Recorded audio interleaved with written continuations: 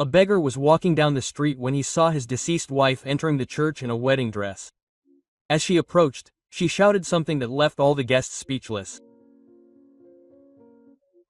The sun was setting over the city, casting long shadows across the crowded streets. Gonzalo, a middle-aged man with unkempt gray hair, dragged himself along the sidewalk with heavy steps. His ragged and dirty clothes betrayed his destitute condition, while his sunken and dull eyes reflected the emptiness he felt inside. He paused for a moment, leaning against a lamppost and muttering to himself, "Angela, why aren't you here anymore? Every day without you is like an eternity in hell." People hurried past, avoiding Gonzalo's gaze as if his misery were contagious. The smell of food wafting from a nearby restaurant made his stomach growl, reminding him of the hunger that plagued him constantly. He closed his eyes, remembering the days when he had a home, a job, and most of all, his living Angela by his side. The pain of loss and grief consumed him, making him question the purpose of his existence. What's the point of living like this? Maybe it would have been better to have gone with you, my love, he thought as he continued on his way with a deep sigh. The cold was starting to intensify as night fell. Gonzalo rubbed his calloused hands together, trying to generate some warmth. His feet ached inside his worn-out shoes, reminding him of the long hours he spent wandering aimlessly. Loneliness enveloped him like a heavy blanket, drowning out any hope that might exist in his heart.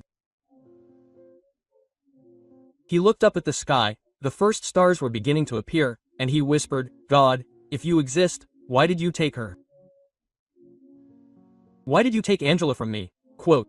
As he walked, Gonzalo found himself in front of an imposing church. The lights inside shone through the stained glass windows, creating a surreal contrast with the darkness that settled on the street. For a moment he considered going inside, seeking refuge or spiritual solace, but something stopped him. Suddenly, the sound of soft music and animated voices caught Gonzalo's attention.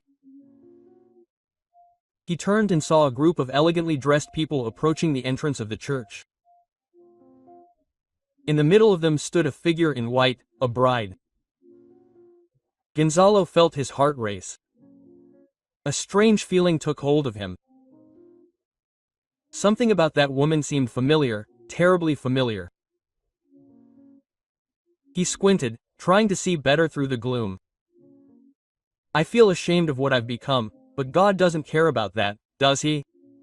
He sees me for who I truly am. It doesn't matter if I'm dirty or in simple clothes to him. I remember when I used to come here on Sundays. Maybe it's a sign not to lose faith, even when it seems so hard." As he approached the church, the bride turned for an instant and Gonzalo's world fell apart. That face, that smile, was Angela, the woman he had buried 2 years ago. A scream caught in his throat and he stumbled, leaning against the church wall to keep from falling. His mind spun in a whirlwind of emotions, shock, confusion, anger. His voice trembling, he stammered, "No, it can't be, Angela. How is this possible? What? How? Am I going crazy?" He wondered. As if driven by an uncontrollable force, Gonzalo advanced toward the church. His heart pounded in his chest and cold sweat ran down his forehead. The people around him turned away, giving him looks of disgust, but he barely noticed them. There was only this impossible sight in front of him. Extending his trembling hands, he screamed at the top of his lungs, "Angela, Angela, look at me. How can you be alive?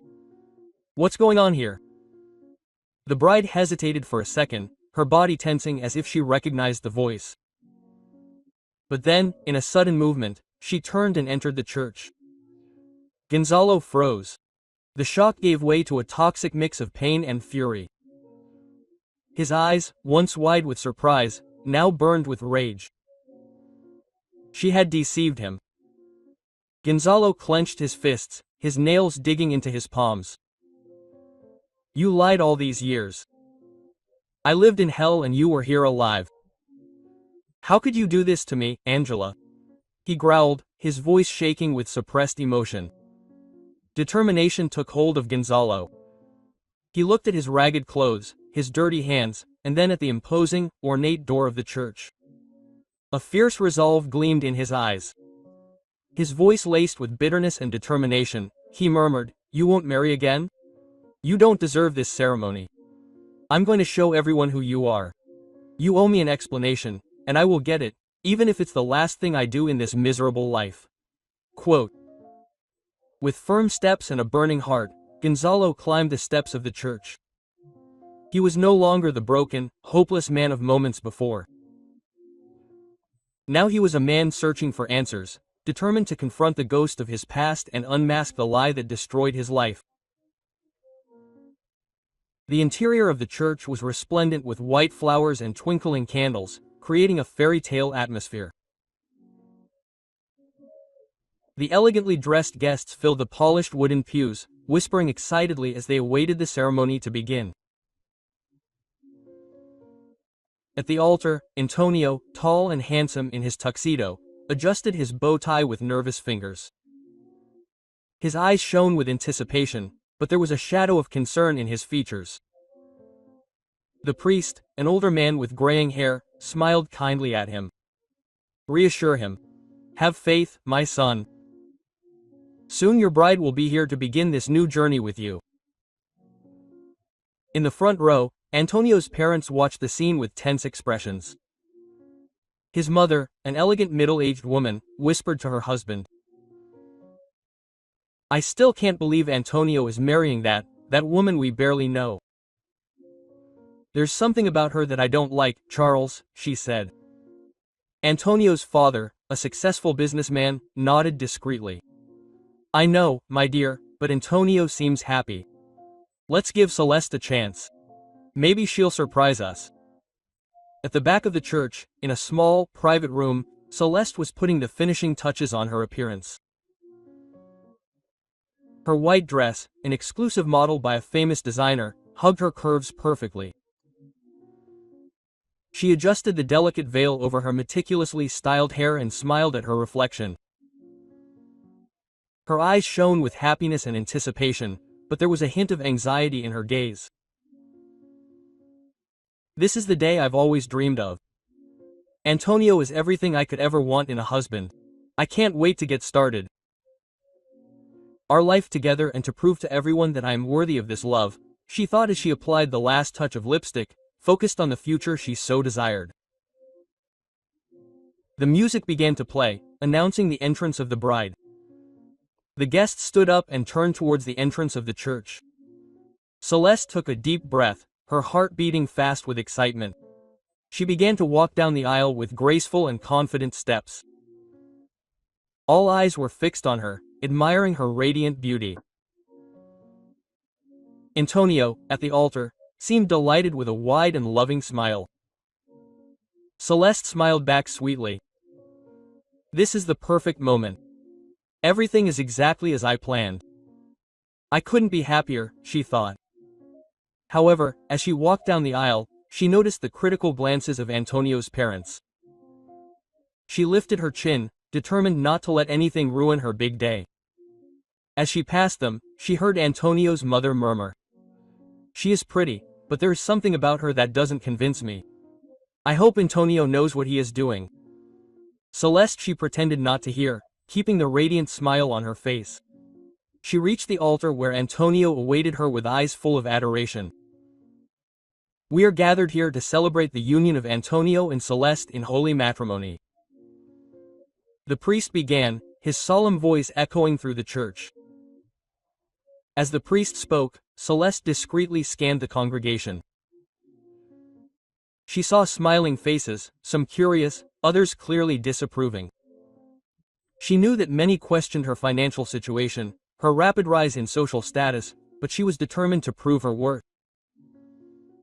Antonio gently squeezed her hand, bringing her back to the present moment. "You are beautiful, Celeste. I can't wait to start our life together," he whispered, only for her to hear, causing Celeste to smile. feeling truly happy for the first time that day. Maybe with Antonio by her side she could truly put the past behind her and build the future she had always dreamed of. The priest continued the ceremony as he reached the crucial moment. If anyone here knows of any impediment to this couple joining in marriage, speak now or forever hold your peace. A tense silence fell over the church. Celeste held her breath, fearing that someone might speak out. For a moment, she thought she saw movement at the doors in the back, but nothing happened. She exhaled in relief as the priest continued. That's when the unthinkable happened. The church doors flew open and a ragged figure burst into the aisle. It was a bedraggled, panting, wild-eyed beggar. "Angela, what are you doing here? How can you be alive?" The beggar said, pointing a shaky finger at Celeste, his hoarse voice echoing through the church. A stunned silence fell over the ceremony. The guests stared in surprise at the intruder and then at Celeste, trying to make sense of what was happening. Antonio stepped forward, placing himself protectively between Celeste and the man, his voice firm but controlled. "Sir, I think you're confusing my fiancée with someone else. Please get out of here before I call security." Celeste froze, her face paling. She felt a chill run down her spine and for a moment, she feared her legs might give out. Her hands trembling slightly, she turned to face the man. "I don't know who you are or what you're talking about. My name is Celeste, not Angela." "You're ruining the most important day of my life," she replied in her cool, controlled voice. The man strode down the aisle, ignoring the surprised protests of the guests. His eyes were fixed on Celeste, a mix of hurt, anger, and disbelief in his gaze. He stopped a few feet away from her, his scent of sweat and dirt contrasting drastically with Celeste's delicate perfume. "How could you do this to me, Angela? I suffered so much and all this time you were here living this lie," he said, his voice shaking with emotion. Celeste felt a wave of panic rise within her. She looked around, taking in the shocked and confused faces of the guests, Antonio's worried gaze, the perplexed expression of the priest. Antonio's parents exchanged meaningful glances, as if their suspicions had been confirmed. With a supreme effort, Celeste maintained her composure. "I don't know who you are or what absurd story this is, but you must leave here right now. Security. Get this man out of here," she ordered, her voice now laced with indignation and firmness. As the guards closed in on the intruder, chaos erupted in the church. The guests rose, voices rising in confusion and indignation. Antonio tried to calm Celeste down as he threw confused glances between her and the unknown man.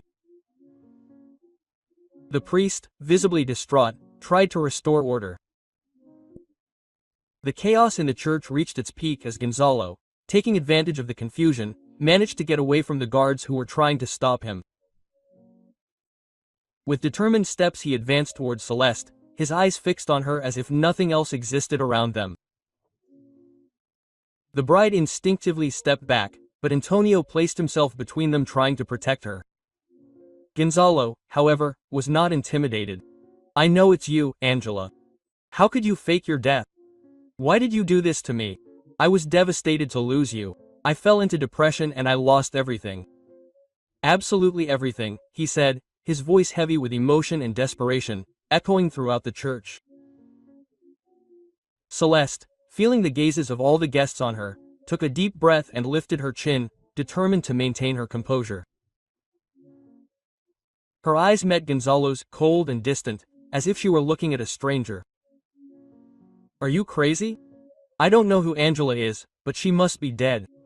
You're delusional. I am Celeste and I have nothing to do with your miserable life," she replied in a controlled voice, but laced with impatience. The tension in the air was palpable. The guests watched the scene, torn between shock and fascination. Antonio, confused and increasingly irritated, tried to understand what was happening. He turned to Celeste, his eyes searching for answers. "Celeste, do you know this man? What is he talking about?" he asked, beginning to distrust his girlfriend. Before Celeste could respond, Gonzalo intervened, his voice shaking with emotion. "She knows me and she's lying to you. This woman is not who she says she is." "She's my wife, Angela," Gonzalo shouted. The silence that followed was deafening. All eyes turned to Celeste, who seemed to have paled even further.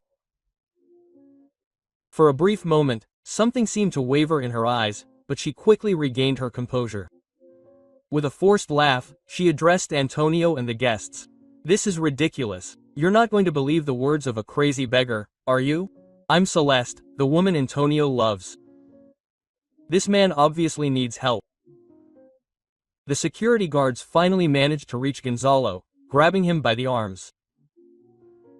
He struggled against them, trying to get close to Celeste once more. His eyes, filled with pain and pleading, never left her face.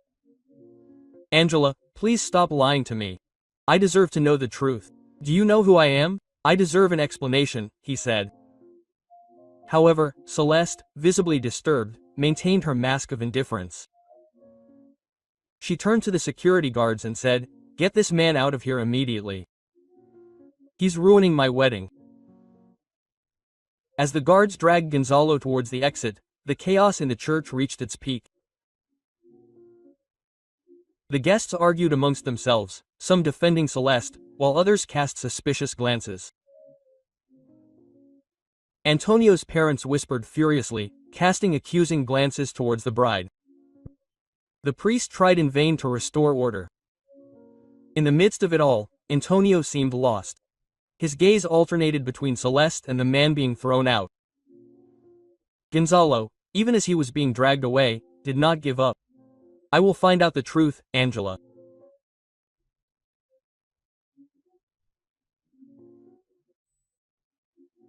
No matter how long it takes, I will show you who you really are," he shouted with a last-ditch effort, his voice echoing through the church. Celeste watched the scene with a mixture of anger and fear in her eyes.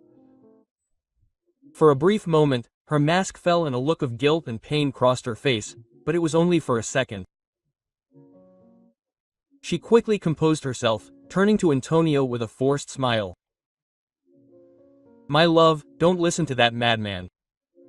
Let's continue with our ceremony." As Gonzalo was finally led out of the church, his screams still echoed in the distance. Celeste found herself the center of curious and suspicious gazes. She knew that her carefully constructed house of cards was about to crumble.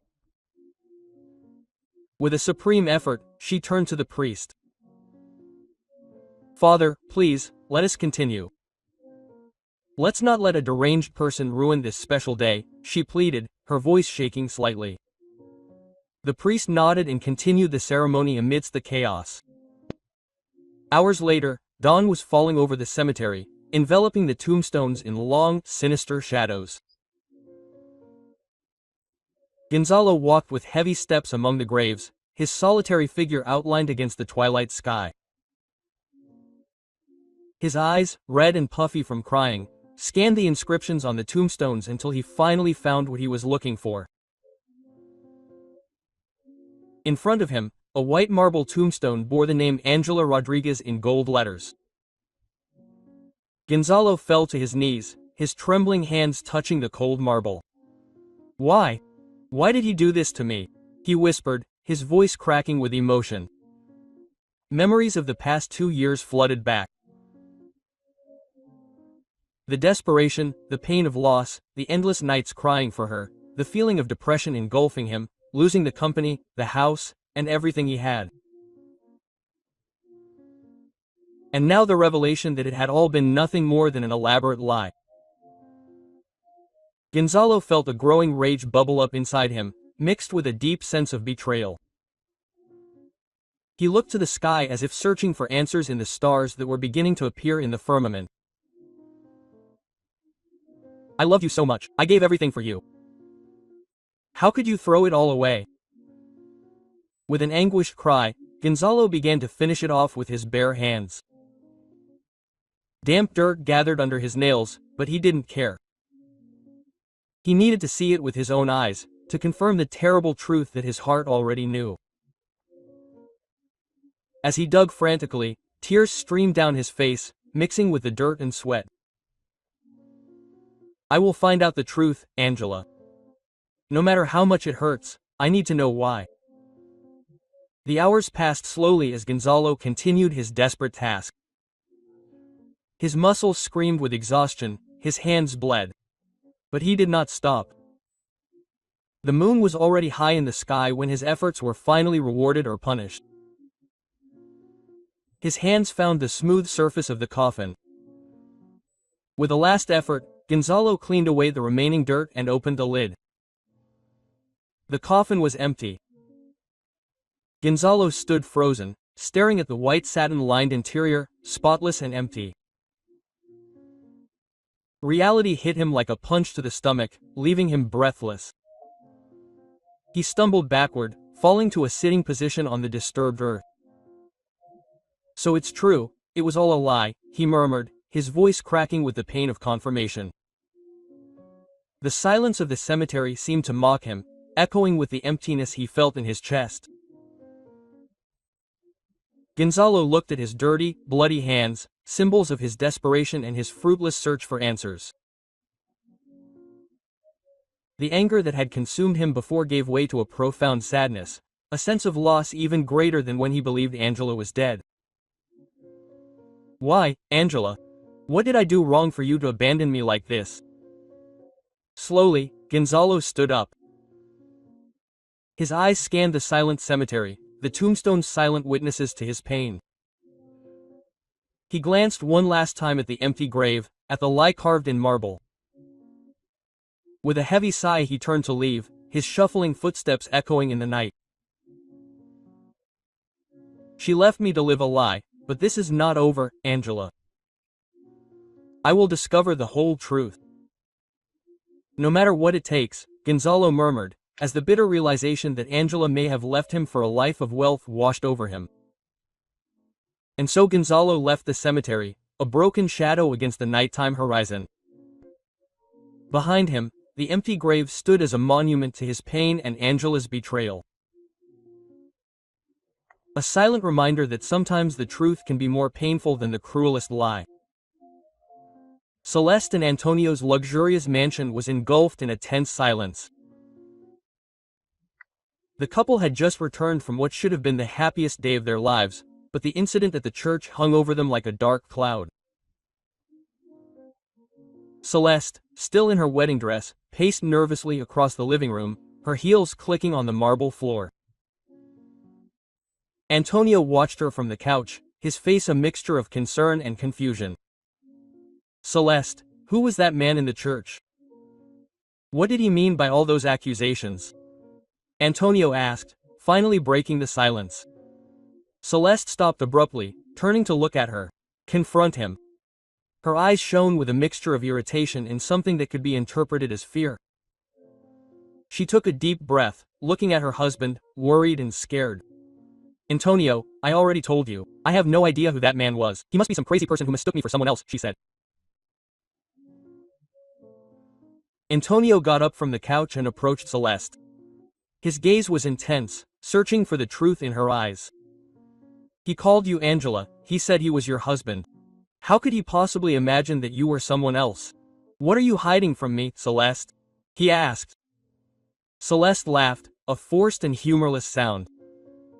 She walked to the bar, pouring herself a glass of red wine, trying to buy herself time to think. Honey, do you really think I would be capable of inventing an entire life? That I would lie about who I am? That man was clearly disturbed, she said. Antonio watched her intently, noticing how she avoided looking at him directly. He felt an unease growing inside him. Celeste, I need to be sure. I can't ignore what happened today. I need to know if there's anything about your past that you haven't told me. Celeste set her wineglass down with a little too much force, almost spilling the liquid. She turned to Antonio, her eyes sparkling with anger. Enough, Antonio. I'm not going to stand here defending myself against absurd accusations. I am Celeste, the woman you married. There is no Angela. Antonio stepped back, surprised by the intensity of her reaction, watching her for a moment before he spoke, his voice calm but firm. Okay, Celeste, I want to believe you, but I need time to process all of this. He turned and walked up the stairs to the bedroom, leaving Celeste alone in the living room. She watched him go, her heart pounding. When she heard the bedroom door close, she let out a shaky breath. This can't be happening. My wedding is ruined before it even began, she muttered to herself, running her hands over her face. Upstairs, Antonio entered the dressing room he shared with Celeste. His eyes scanned the organized shelves, stopping at a small jewelry box he had never noticed before. Driven by a curiosity he couldn't explain, he opened the box. Inside, hidden beneath some trinkets, was an old, faded photograph. Antonio took it with trembling hands, his heart racing as he recognized the man in the image. It was the younger church intruder, smiling at the camera. On the back of the photo, delicate calligraphy read, "To Angela with all my love." Gonzalo, my God, has he lied to me or is there something I don't understand about this story? He whispered, feeling reality hit him like a punch to the stomach. Antonio felt the ground disappear beneath his feet. The proof was there in his hands. Celeste not only knew this man, she kept his photo and the name Angela. Everything was starting to get very confusing. Antonio stood there, staring at the photograph, feeling his world crumble. The trust she had in Celeste, the love she felt for her, all seemed built on a foundation of lies now. Who are you really, Celeste? What are you hiding? I am wrong to distrust all of this, she murmured, her voice shaking with emotion. Meanwhile, downstairs, Celeste stared out the window, her reflection in the glass, staring back at her. A shiver ran down her spine as a dark thought crossed her mind. What if Antonio discovers the truth? What if Gonzalo doesn't give up? Everything I've fought for. It could all fall apart, she thought, closing her eyes, trying to push away the fear that threatened to consume her. When she opened them again, her expression was one of cold determination. No matter what happens, I will not let my past destroy the life I've built, no matter what the cost. The next morning dawned gray and cold, as if the sky itself reflected the tension hanging over Celeste's luxurious mansion. She hurried out the front door, dressed in a stylish skirt suit and high heels, her stiff stance betraying the anxiety she felt. She had barely made it down the front steps when a familiar figure emerged from the shadows of a nearby tree.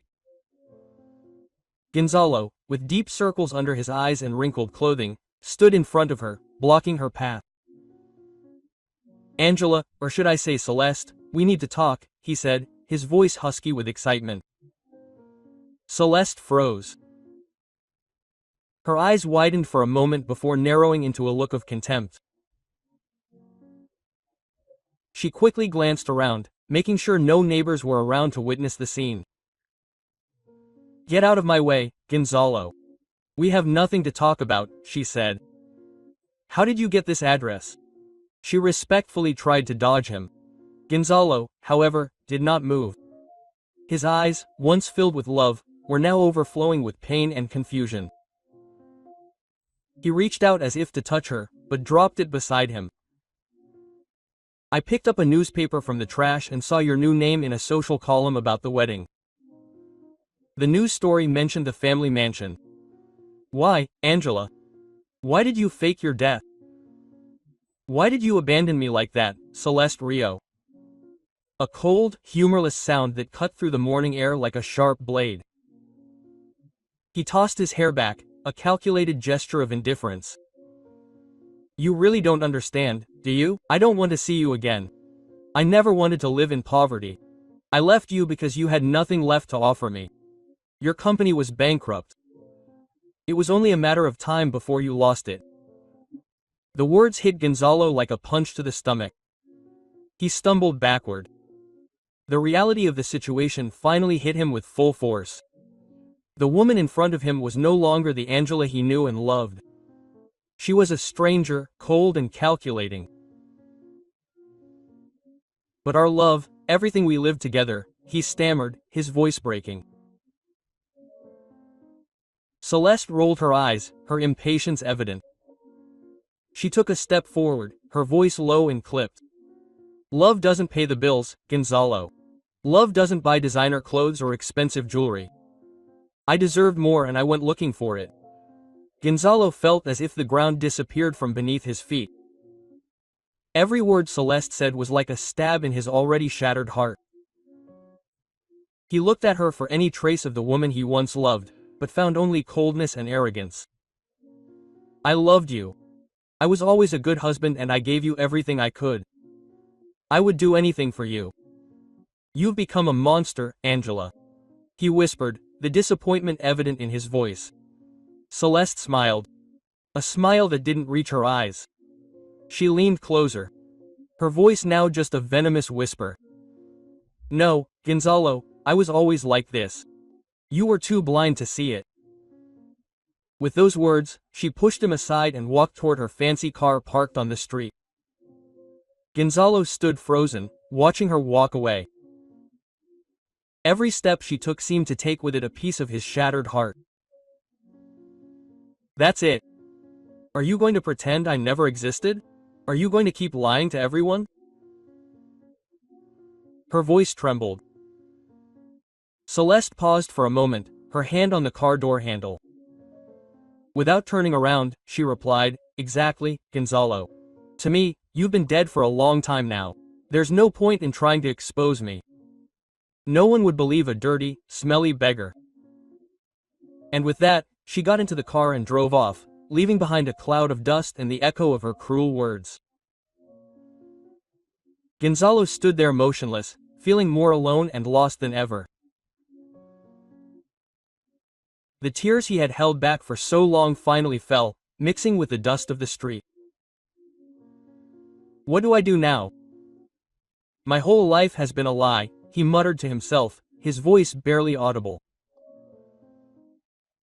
Slowly, like a man carrying the weight of the world on his shoulders, Gonzalo turned and began walking down the street. Each step took him further away from Celeste's house, from the life he thought he knew, from the love he believed was true. He didn't know where he was going, but he knew he couldn't stay here, in the place where his dreams and his heart had been shattered forever.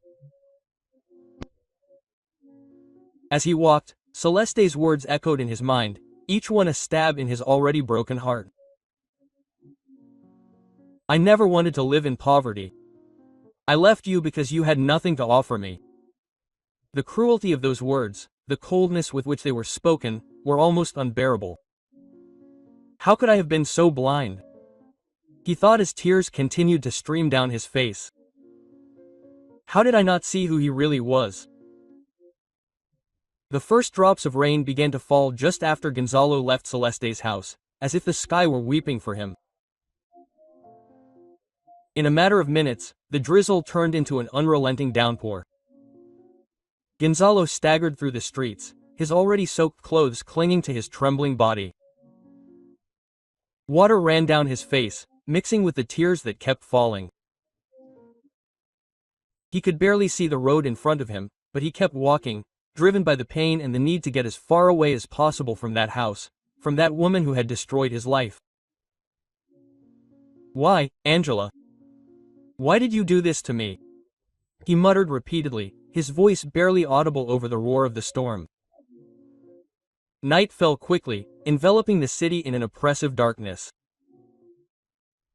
The streets, once full of life, were now practically deserted, with only a few cars passing by every now and then, their headlights creating ghostly reflections in the puddles of water. Gonzalo felt the cold chilling him to the bone, making him shiver violently. His stomach growled, reminding him that he hadn't eaten in hours, maybe days. Hunger and exhaustion were beginning to take their toll, turning each step into a superhuman effort. I need to find shelter. I can't die here, not like this, he thought, his teeth chattering from the cold. In desperation, Gonzalo spotted a small shop still open at the end of the street.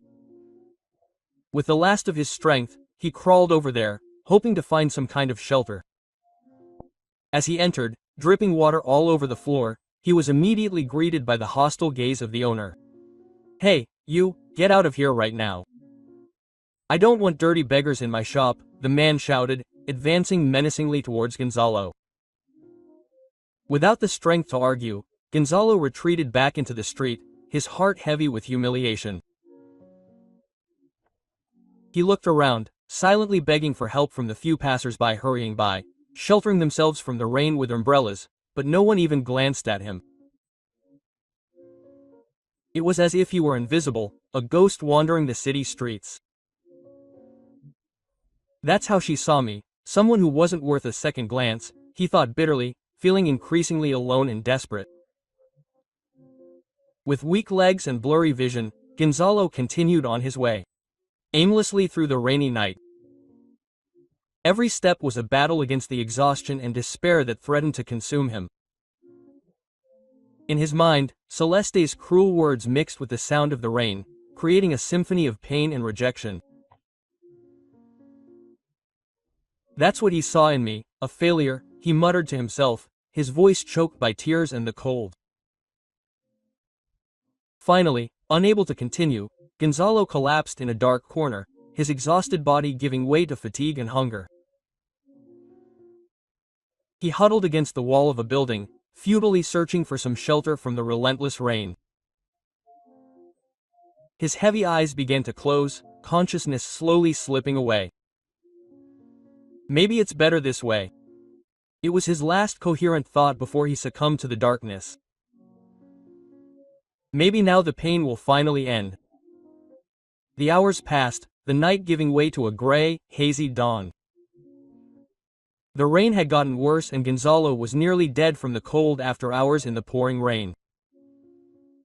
He stood motionless in his corner on the sidewalk, unconscious, as everyone ignored him as they passed. It was then that fate, in its unpredictability, decided to intervene. An elderly couple out for their morning walk caught sight of Gonzalo's limp figure. Quote, "Oh my God, Guillermo, look at that poor man," the lady exclaimed. Her wrinkled face contorted with worry. Guillermo, her husband, cautiously approached Gonzalo, kneeling beside him. He gently touched the unconscious man's shoulder. "Sir, are you okay? Can you hear me?" Guillermo called, his voice shaking with concern. Slowly, Gonzalo began to try to react, although his body was not responding well. His muscles were tense from the cold. His eyes opened with difficulty, looking confusedly at the elderly couple, uncertain if he was dreaming or if someone really was caring about him. "Come on, dear, you need help," the lady said, extending her hand toward Gonzalo. "We are going to take you to our house." Carefully, Guillermo and his wife helped Gonzalo to his feet, supporting his weight as they guided him down the street. Gonzalo, still dazed and weak, let himself be carried, a small flame of hope igniting in his devastated chest. "Thank you. No, I don't know how to thank you. I felt like I was going to die there," he managed to murmur in his hoarse, broken voice. The elderly couple smiled gently as they led Gonzalo to their home, where they offered him shelter, food, and perhaps most importantly, a little human compassion, something he desperately needed. The elderly couple's modest home became a healing haven for Gonzalo. During the first few days, he could barely get out of bed. His body was weakened by prolonged exposure to rain, cold, and a lack of adequate nutrition. Guillermo and Guadalupe cared for him with almost paternal dedication, feeding him homemade soups and giving him natural remedies. Little by little, the color returned to Gonzalo's cheeks and his strength began to return. As he recovered, he couldn't stop thinking, How can people who barely know me be so kind while the person I loved betrayed me so cruelly? As the days passed and Gonzalo grew stronger, he began to feel restless, wanting to repay the kindness he had received. Without being asked, he began helping out with the household chores. He swept the floor, washed the dishes, and tended to the small garden in the backyard. Guillermo and Guadalupe protested, insisting that he still needed to rest, but Gonzalo was adamant. "Please, let me help. It's the least I can do to appreciate everything you've done for me." Quote. One sunny morning, about 2 weeks after their arrival, Gonzalo was in the kitchen preparing breakfast for the couple. The aroma of fresh coffee and toast filled the air, creating a cozy atmosphere. Suddenly, a high-pitched scream shattered the silence of the house. Gonzalo dropped the cup he was holding. The sound of porcelain shattering against the floor echoed through the kitchen. He ran into the living room, his heart racing with fear. Guillermo was on the floor, clutching his chest with an expression of intense pain. Guadalupe was beside him, panicked, screaming for help. Help! Gonzalo assessed the situation in seconds, his mind clear despite the shock. Without hesitation, he bent down and lifted Guillermo into his arms, surprised by his own newly regained strength. "Guadalupe, call 911. I'll take him to the hospital right away. It'll be faster than waiting for the ambulance," Gonzalo shouted, as he already headed for the door. Running through the streets with Guillermo in his arms, Gonzalo felt every beat of his heart, every labored breath. The hospital was only a few blocks away, but each step seemed like an eternity. People on the streets stared at him in astonishment, some offering to help, but Gonzalo didn't stop. His mind was focused on one thing. "I can't let him die. I can't lose anyone else." Upon reaching the hospital, Gonzalo burst through the emergency entrance screaming for help. The nurses quickly brought a stretcher and took Guillermo to receive immediate attention. Gonzalo stood in the waiting room, panting and trembling, watching the doors through which Guillermo had disappeared. Minutes later, Guadalupe arrived, her face pale with worry. They waited together in tense silence for news. Hours passed before a doctor finally appeared with a tired smile. He reported that Guillermo had suffered a heart attack, but thanks to the speed with which he was brought to the hospital, they managed to stabilize him. He would survive. Guadalupe broke down in tears of relief, hugging Gonzalo tightly. Days later, with Guillermo back home and recovering well, Guadalupe asked to speak to Gonzalo. Sitting in the living room, she took his hands and with tears in her eyes began to speak. "Dear Gonzalo, there are not enough words to express how grateful we are to you. When we found you on that street, weak and sick, we never imagined that we would be bringing into our home not only someone who needed help, but a true guardian angel. Not only did you bring light and joy to our home with your presence and your willingness to help, but you saved my Guillermo's life.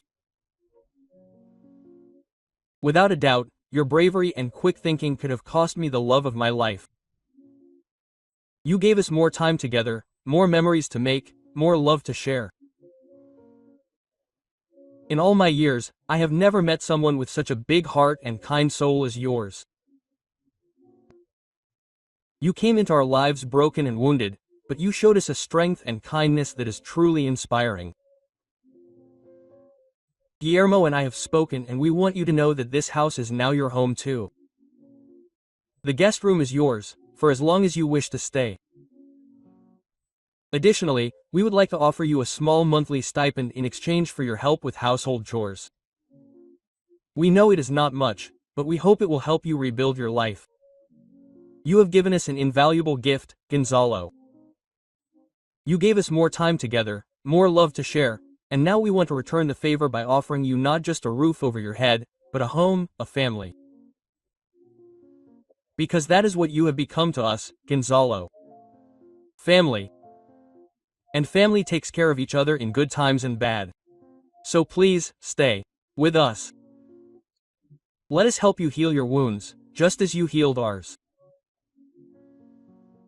Together, we can face anything life throws our way.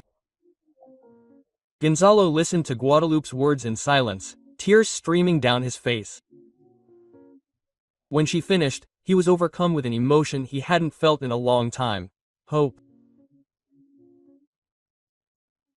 For the first time since he discovered Angela's betrayal, he felt that maybe, just maybe, there was a future for him, a future with people who truly cared about him, who valued him not for what he could offer materially, but for who he was as a person.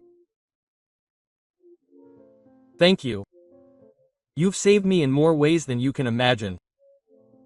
You don't need to pay me to help you with the housework. I'll get a job and repay everything you've done for me, he whispered, his voice cracking with emotion.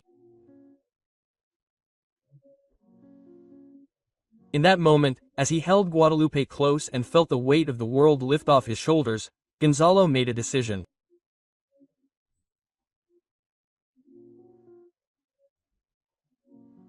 He wouldn't let the past define him. He wouldn't let Angela's betrayal destroy him. With his dignity restored and a new purpose in life, he was ready to face the truth, to expose Angela and all the lies she had told. It's time to put an end to this story, not for revenge, but for justice, for me and for everyone she deceived, Gonzalo thought with a new determination shining in his eyes. Hours later, Gonzalo stood in front of Celeste's imposing mansion, his heart pounding in his chest. He was no longer the broken and desperate man of weeks ago. Now he was determined with a clear purpose in mind. He took a deep breath and rang the doorbell. Seconds later, the door opened, revealing Antonio, Celeste's husband. His eyes narrowed as he recognized Gonzalo. "You again. What do you want now?" Antonio asked, his voice laced with suspicion and irritation. Gonzalo remained calm, his voice steady as he answered. "I need to talk to you and Celeste. There's something you both need to know." Reluctantly, Antonio let him in. In the living room, Celeste froze at the sight of Gonzalo. Her face paled, but she quickly composed herself, adopting a defensive stance. "What? Why did you open the door to this crazy man?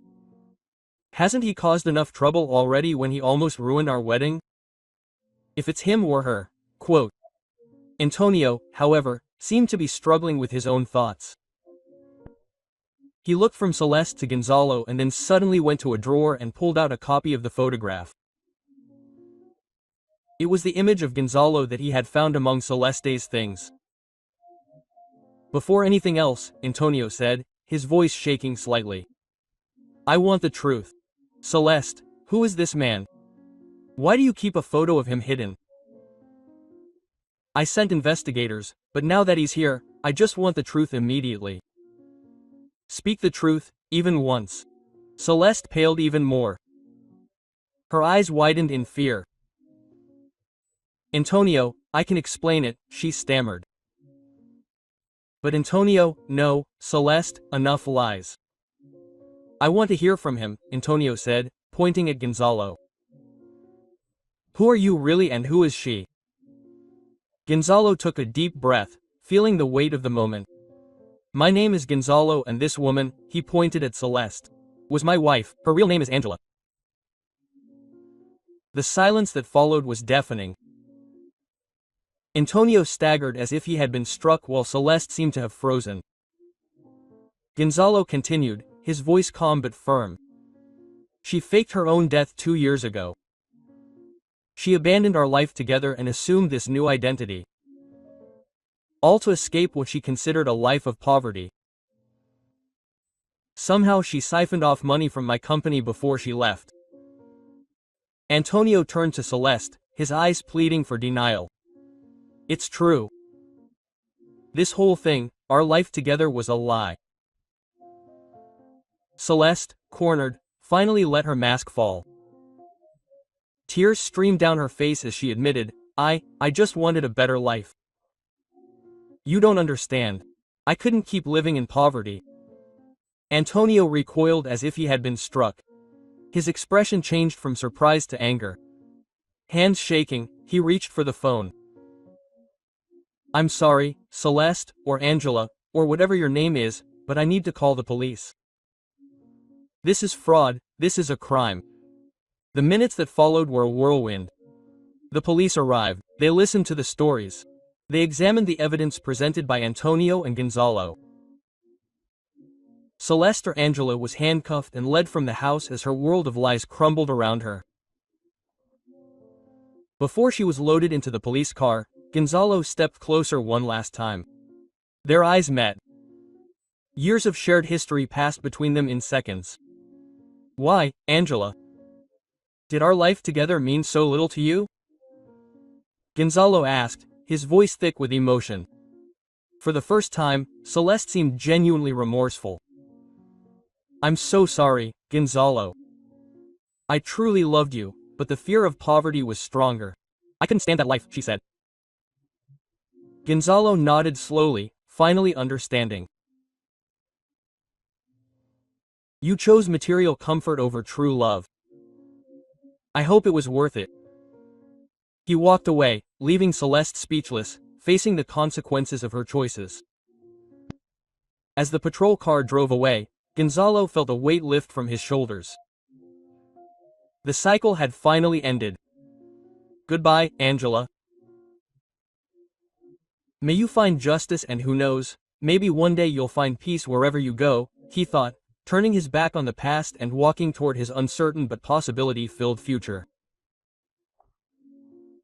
Gonzalo returned home with light steps, as if a huge burden had been lifted from his shoulders. As he opened the door, he was greeted by Guadalupe's warm smile and the sight of Guillermo, sitting in his favorite chair. Visibly stronger and healthier, the old man carefully stood up and hugged Gonzalo with surprising strength for someone who had recently suffered a heart attack. Welcome back, my son, Guillermo said, his voice breaking with emotion. We've missed you. Guadalupe joined in the embrace, forming a circle of affection that made Gonzalo feel for the first time in a long time that he was truly home. He took a deep breath, enjoying the moment, and thought, this is what family means, not the ties of blood, but those of love and understanding.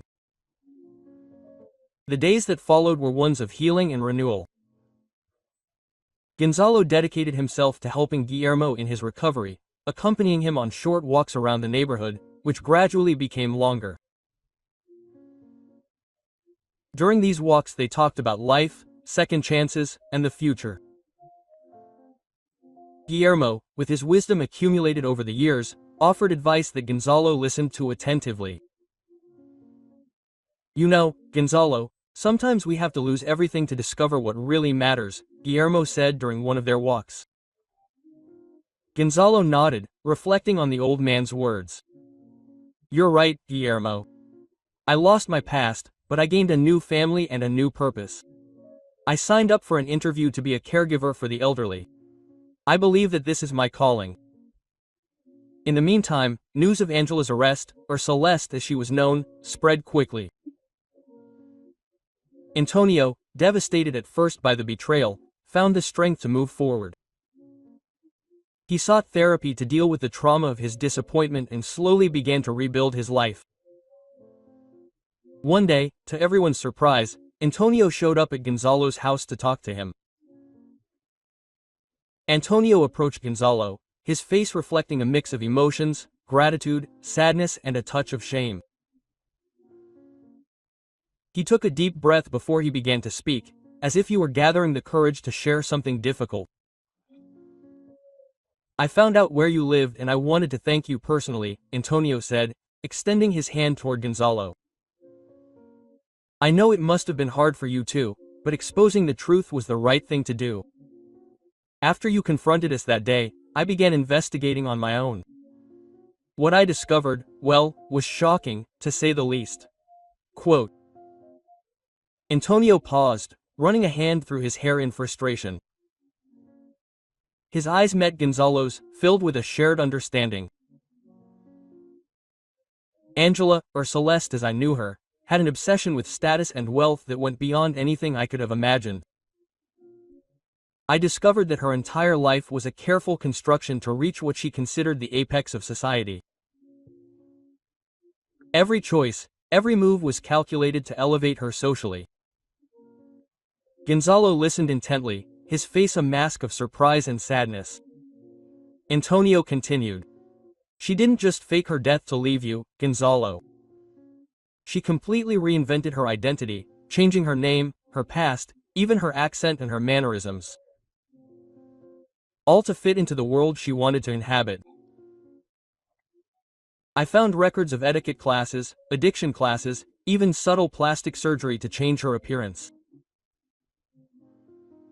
Antonio sighed deeply, the sadness evident in his voice. The saddest thing is that I found her journals. In them she described how she saw love as a tool, a means to achieve her goals. She wrote about you, Gonzalo, about how your genuine love suffocated her because it didn't come with the lifestyle she aspired to. And about me? Well, she saw me as her ticket to the world of the rich and famous. She paused, letting her words sink in. But do you know what was most striking? At no point did she seem happy. Even when she was on the verge of achieving everything she had ever wanted, there was an emptiness in her words, as if she knew deep down that none of it would truly fulfill her. Antonio looked Gonzalo straight in the eyes, his voice taking on a tone of admiration. That's when I realized how much you had suffered and how strong you are. I found records of how you lost everything after your wife died, how you ached for her even when she didn't deserve it. Your loyalty and love, despite her betrayal, are something extraordinary. Gonzalo. Gonzalo shook Antonio's hand, feeling an unexpected connection with the man who under other circumstances might have been his rival. We are both better off without her in our lives. I hope you too find the happiness you deserve, Gonzalo replied. As the months passed, Gonzalo's life in Guillermo and Guadalupe's home settled into a comfortable and rewarding routine. He worked as a caretaker at a nursing home and helped with household chores after work. He tended to the garden, which was now blooming vibrantly, and even began tutoring the neighborhood children. His presence brought new life to the house, filling it with laughter and youthful energy that was contagious to Guillermo and Guadalupe.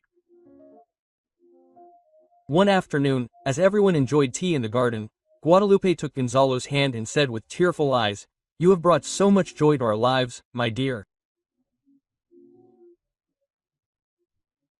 We could never have imagined that the young man we found on the street would become such an integral part of our family." Gonzalo smiled as a wave of emotion washed over him. "You saved me in every way possible. You gave me a home, a family, and a new beginning." As time passed, the wounds of the past began to heal. Gonzalo rarely thought about Angela. While serving his sentence in prison, he had forgiven her, not for her sake, but for his own sake, allowing himself to live fully in the present. Antonio, on the other hand, met a new woman and slowly began to trust in love again. From time to time he would visit Gonzalo and the elders, forming an unlikely but sincere friendship. One starry night, sitting on the porch with Guillermo and Guadalupe, Gonzalo looked up at the sky and felt a profound sense of peace and gratitude. He realized that his journey, as painful as it had been, had brought him exactly to the place he needed to be. If you enjoyed this story, we invite you to like this video and subscribe to our channel. Your support motivates us to continue bringing you heartwarming stories almost every day. Don't miss the next amazing narrative that is about to appear on your screen. We are so grateful to have you here with us.